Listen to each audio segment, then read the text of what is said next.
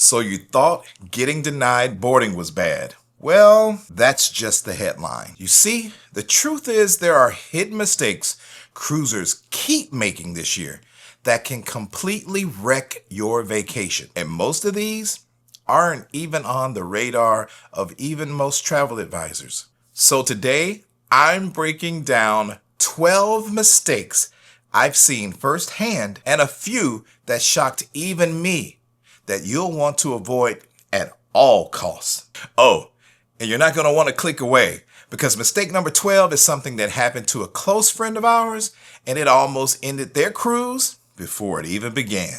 So first off, check this. Here's the deal. This isn't going to be your usual laundry list of bring your passport and show up on time, because I know you've heard 100 times before from all sorts of people.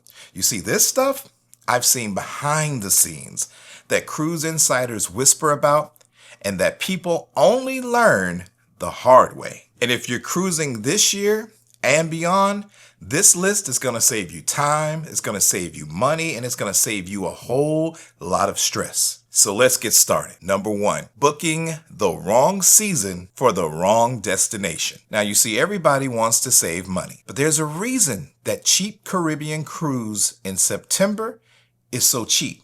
Hello, it's hurricane season. And then Alaska in May, it's gorgeous, but you might miss the peak wildlife.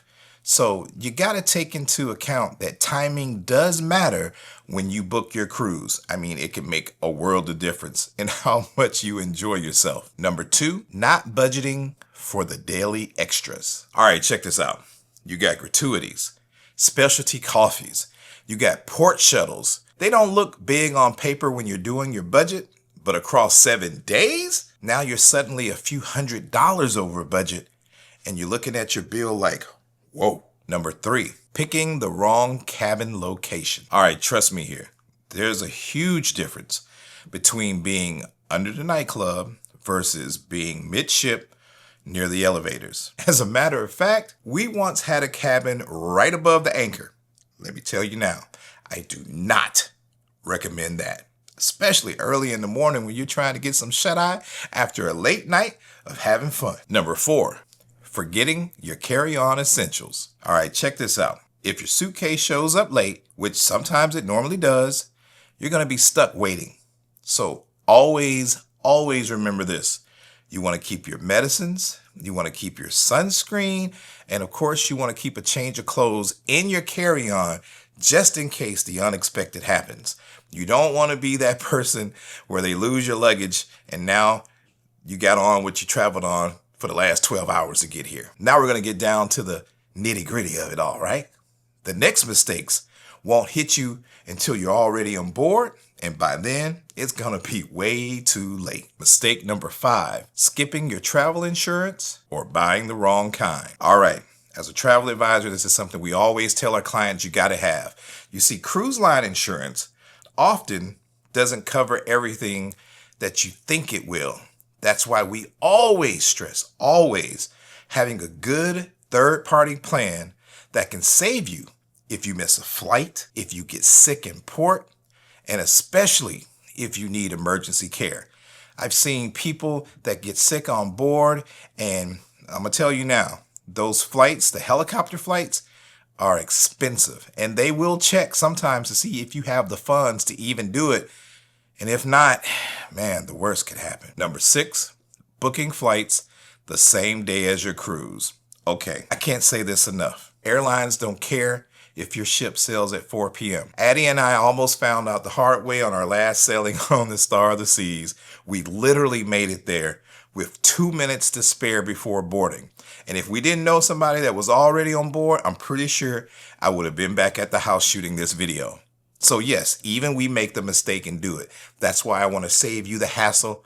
So one delay and you're going to be waving goodbye from the airport like I almost was, or as I was joking, we going to Disney World. Not. Number 7, over planning your excursions.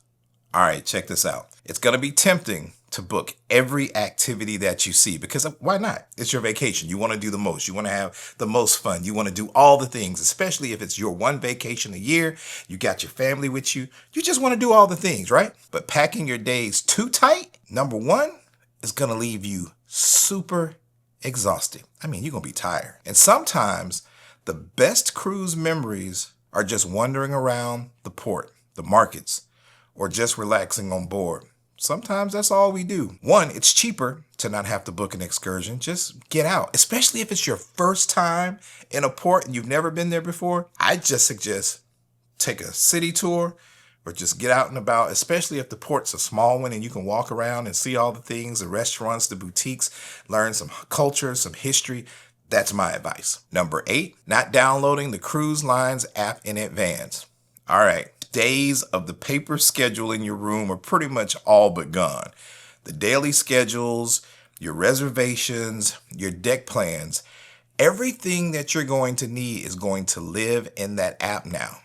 And why not download it ahead of time? Get excited. See all the activities that they have lined up. If they're available for you, you can see the bars. You can find out where your room is. You know how to move around a little bit before you get on board. And waiting until you're on board also means you're going to be fighting some slow ship Wi-Fi to get it working. And I know most ships now have the Starlink or whatever, and people are like, oh, it's faster. Yeah, depending on where you are in the ship. Sometimes you'll hit those spots and you think you're going to stream something or you're going to try to get that app that you forgot, and it's way too late. So, all right, those were the practical mistakes. But let me tell you, these last 4 that I'm about to drop on you, these are going to be the curveballs, the things that even us as travel advisors times rarely talk about or even forget ourselves. Mistake number 9, misunderstanding what's really included in your cruise. All right, check this out. Let me talk to you for a minute, all right? Let's talk about the word all-inclusive. Sometimes doesn't mean what you think. Your soda packages, your specialty dining are all gonna cost you extra, unless, of course, you're sailing on Virgin Voyages. And if you'd like to book a cruise with that, hit that link down in the description below. We can take care of that because all of those things are included, so you ain't got to worry about any surprises. But I digress. I've also seen people rack up $1,000 bill or more without even realizing it. As a matter of fact, on the last cruise, I saw people with $5,000 bills. Heck, the largest one I saw was when I had to go and get some Dramamine from the counter. Somebody had a $25,000 bill because I guess they just thought everything came with it, so they could just put it on my card.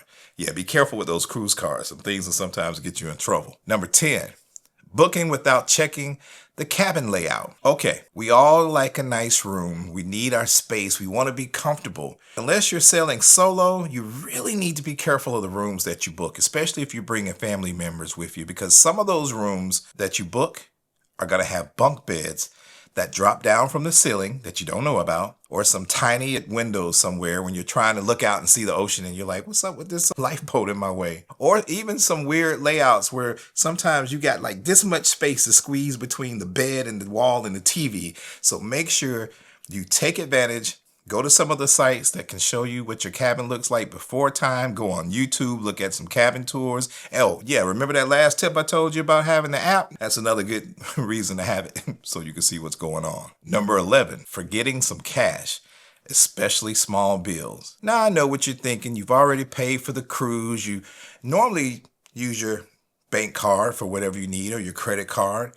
And yes, cruise cards are going to handle most things on board. But let me tell you, tips for your porters once you get to the port, because they want some money. You don't have to, but they want a little something, something. Taxis and Ubers and Lyfts to get there, and even some of the market vendors when you get in port.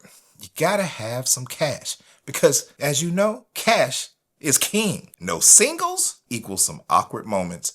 And trust me, you don't want to be that guy, especially if you're cruising with someone and they're tipping and you sitting back like, trust me, take a couple of dollars with you at all times. You may not use them, but it's good to have. Number 12, here we go. Not having a backup card or payment option. Building on the thing of having some small change in your pocket or a couple of dollars. This one I'm about to tell you about burned a friend of ours. Their credit card was froze for suspicious activity, and then suddenly they couldn't make any onboard charges.